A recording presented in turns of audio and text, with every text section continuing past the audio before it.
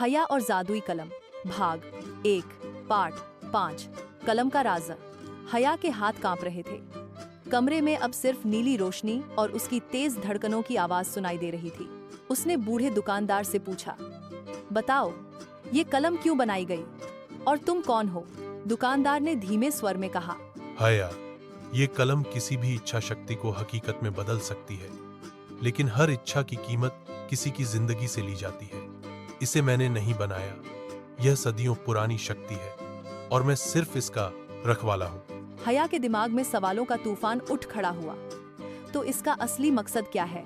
दुकानदार की आंखों में गंभीरता थी। सदियों पहले एक जादूगर ने यह कलम बनाई थी।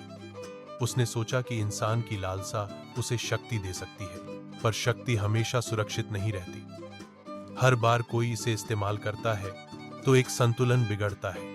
किसी की खुशियां बढ़ती हैं, किसी का जीवन छिनता है, और अब ये कलम तुम्हारे हाथ में है। तुम इसका अगला खेल बनोगी। लेकिन हया, तुम्हारे पास एक मौका है कलम को हमेशा के लिए निष्क्रिय करने का। लेकिन इसके लिए तुम्हें सबसे बड़ी चुनौती स्वीकार करनी होगी। हया ने पूछा, वो मौका क्या है? दुकानदार ने धीमे स्वर में कहा, खुद की इच्छा का बलिदान देना। हया ने गहरी सांस ली। उसने महसूस किया कि यह उसका आखिरी मौका था। अगर वह अपनी लालसा को त्याग दे देगी तो रिया और अन्य निर्दोष लोग बच जाएंगे।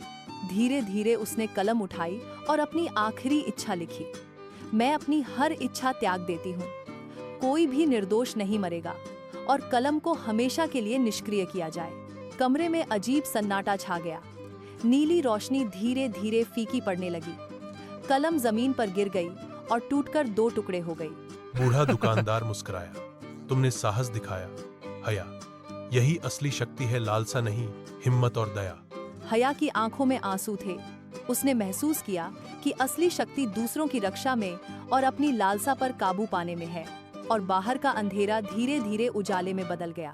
रात खत्म हो गई और हया ने सीखा कि हर वरदान के पीछे एक कीमत होती है और सबसे बड़ी शक्ति होती है अपने फैसलों की जिम्मेदारी उठाना। बस, अंतिम संदेश। हया की कहानी हमें यह सिखाती है कि लालसा और लालच हमें शक्ति दे सकते हैं, लेकिन वास्तविक बहादुरी और जादू दूसरों की भलाई और अपने निर्णयों में ईमानदारी में है।